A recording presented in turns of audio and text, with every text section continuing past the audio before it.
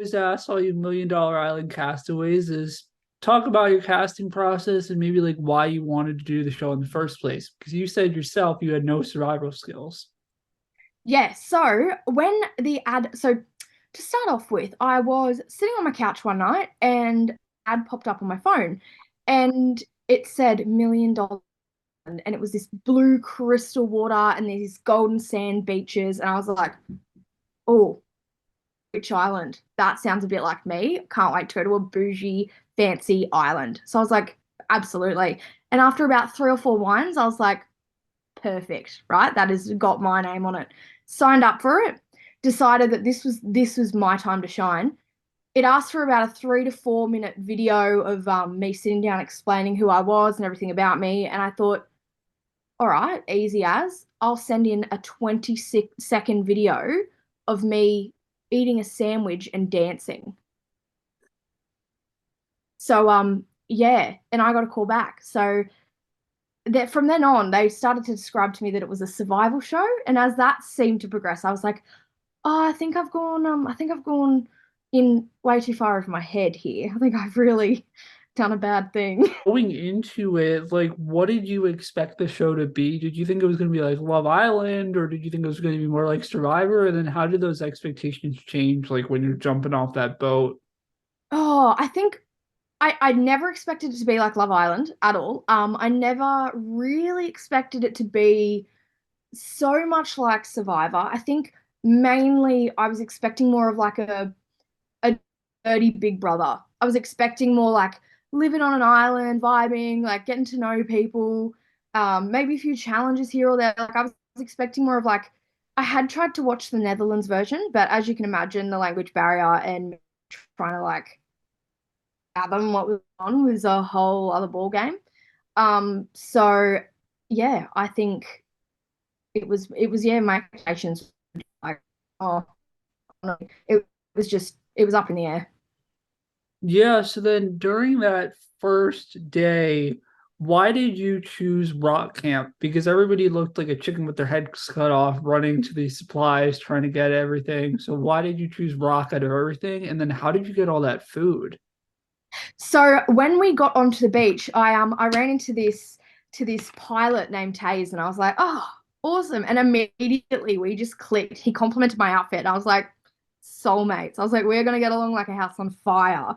And we finally got to shore, and I bumped into Taze, and I've immediately found out that he was gay, and he complimented my outfit, and I was like, we are going to be best friends.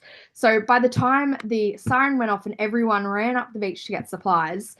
Oh, I probably got up the beach second last out of everyone because me running on sand in wet pants and a strapless bra was not the vibe.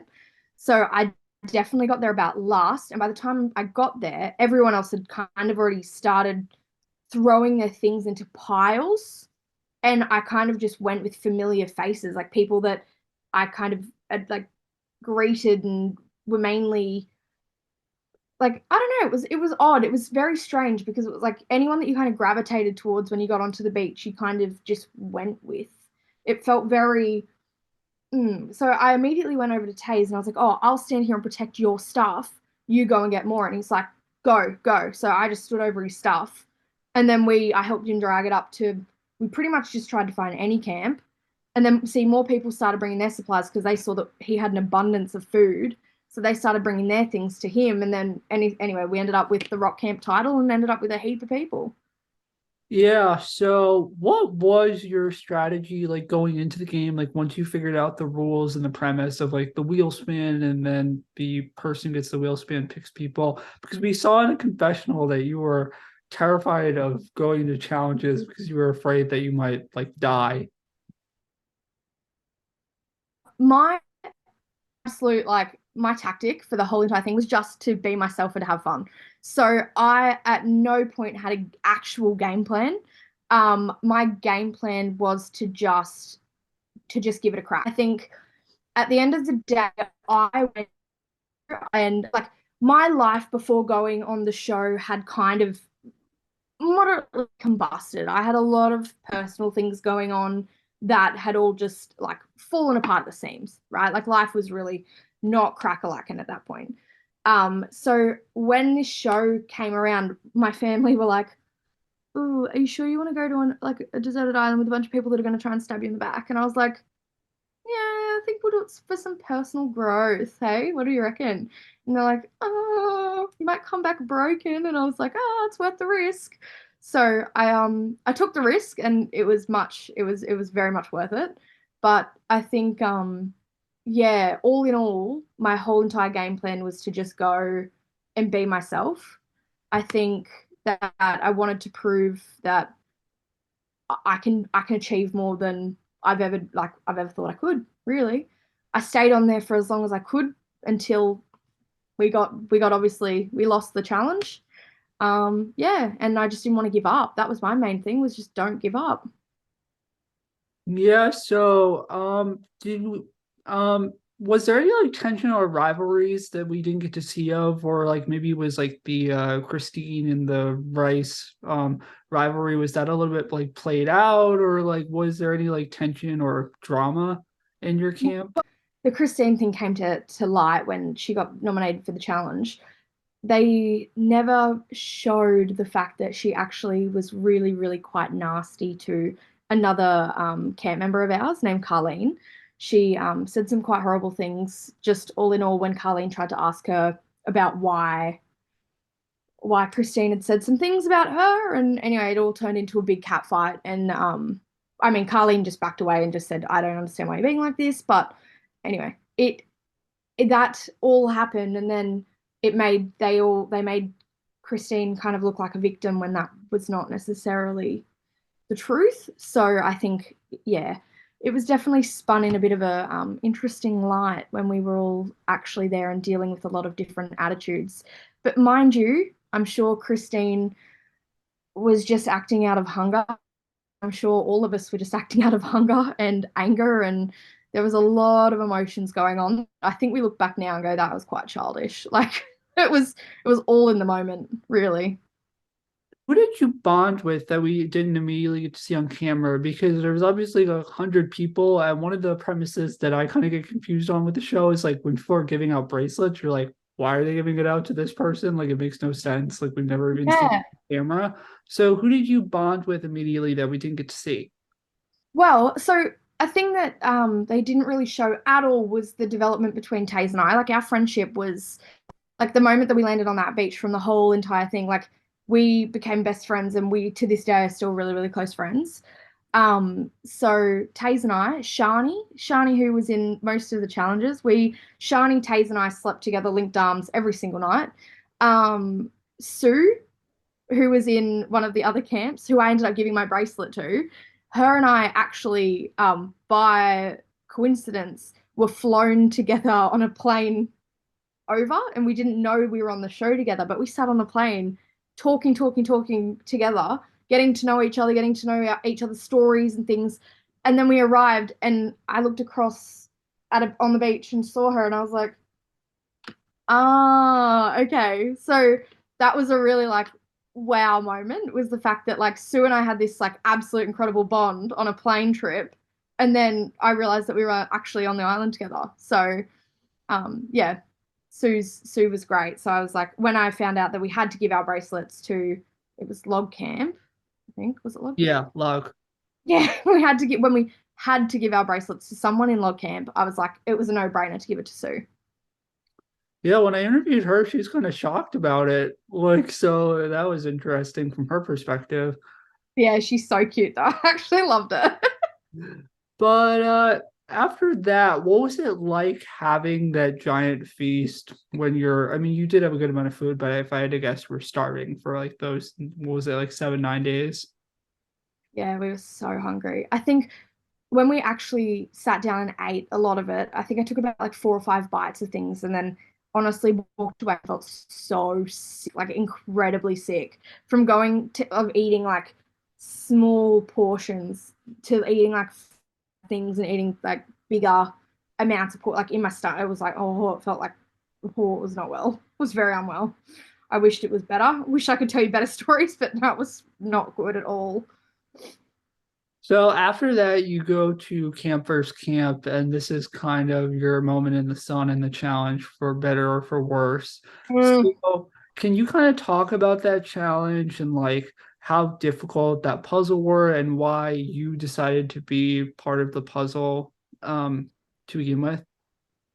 So we didn't necessarily know that what the particular puzzle was going to be when we got told to choose what section we were going to be in. We got told there was going to be a speed component, a strength component, and a brains component. When we boiled it down to, when we were all like together, all of us kind of thought about it. And we were like, well, what's our strengths, weaknesses? Like, what are we at? And I was like, I'm not a speed whatsoever. So I knew that I wasn't going to be very good at strength. So I was thinking I might let the team down in more of a physical component, whereas I feel like I could still really think. Do you know what I mean? Like that was kind of like something I was like feeling quite confident in. And Dylan was our Rubik's Cube puzzle master. Like I come around with like I'm in design and fashion, and I've managed retail stores, and which it's a lot of juggling and a lot of like maneuvering and managing people and doing things like that. So in my perspective, it was like I'm creative and good at managing, and he's good at puzzles. So combined, it was kind of like no matter what they threw at us, we thought we could kind of work together to figure it out. Do you know what I mean? We kind of thought we'd come at it with both of our different strengths. Through the camp, and everyone was quite happy with it.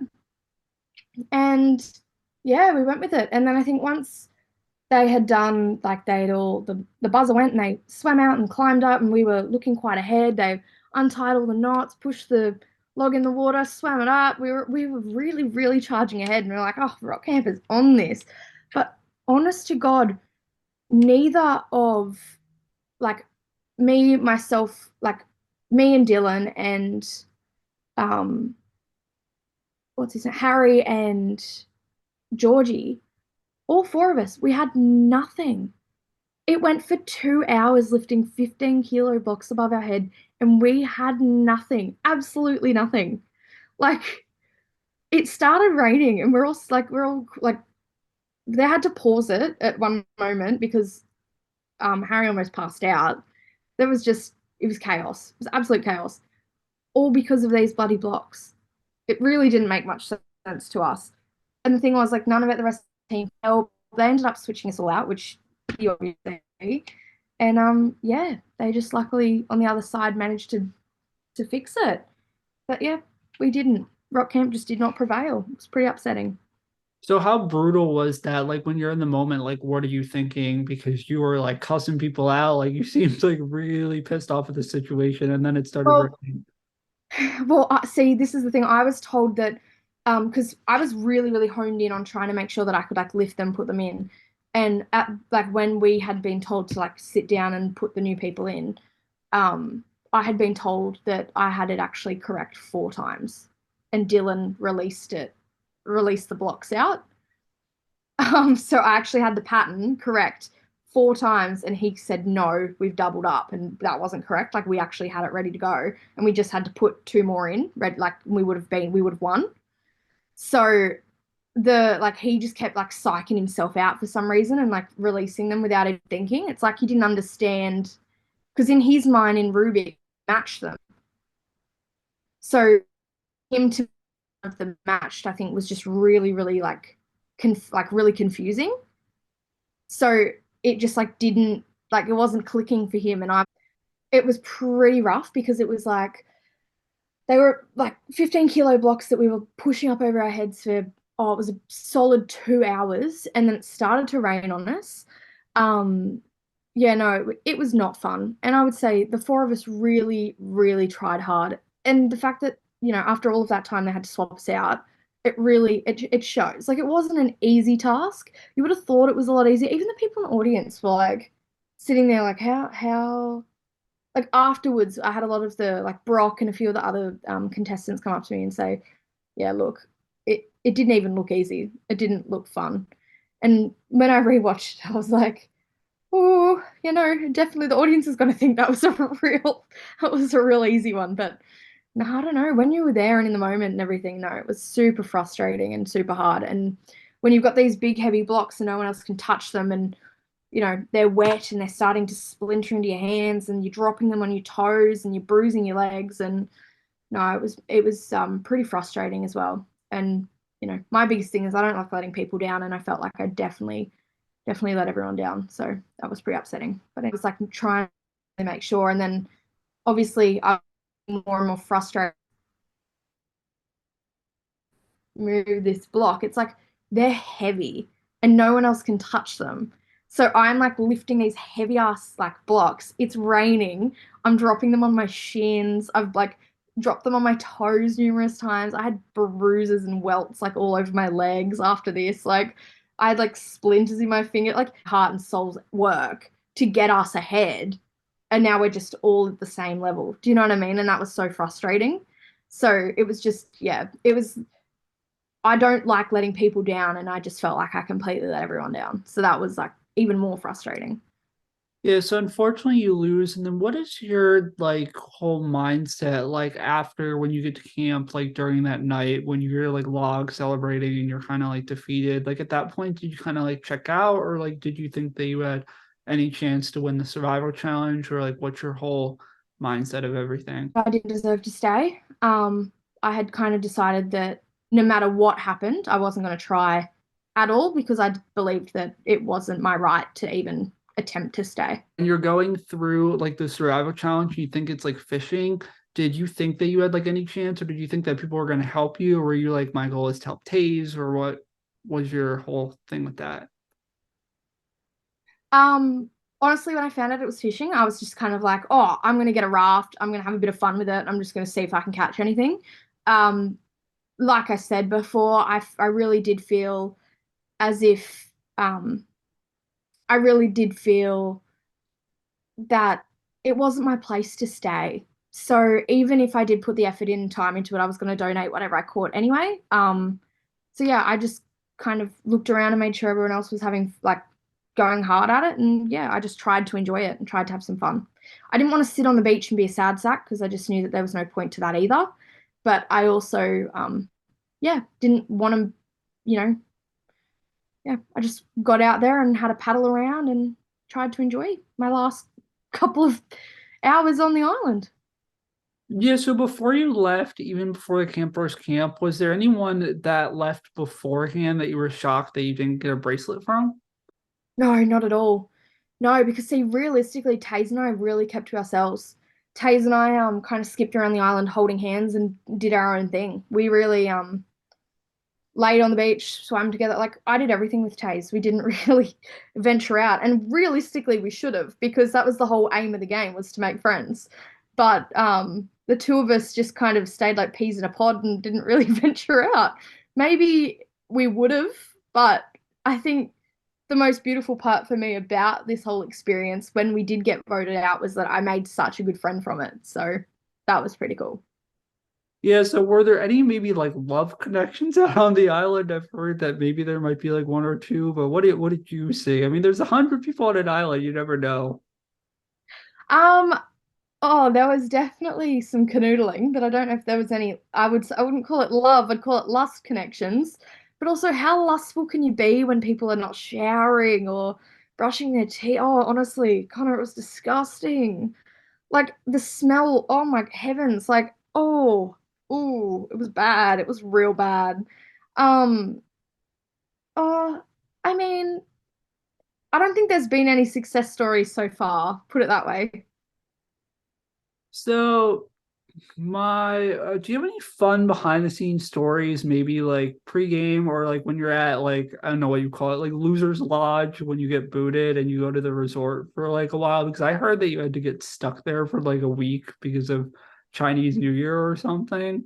Yeah, we certainly did. That was pretty cool.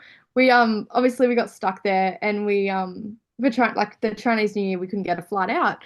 So you can imagine as you can imagine, 22 of us I think it was, we're all stuck in Langkawi with like two nightclubs and like 45 restaurants and like free flowing alcohol, and it's all about $2, $10 massages, and we're all just enjoying just pretty much a mini vacation. It was great. What do you take away from the show, like overall? Like, what do you take away like for the experience and everything? What do I take away? I take away the fact that I've got some pretty amazing friendships. I take away that I've got a once in a lifetime experience and adventure that I don't think many people can say they've got. I mean, 100 others can, but anyway. And yeah, I think that I I take away the fact that I went onto that island to prove to myself and prove to some close friends and family that I can, do anything that I put my mind to, and I definitely did that.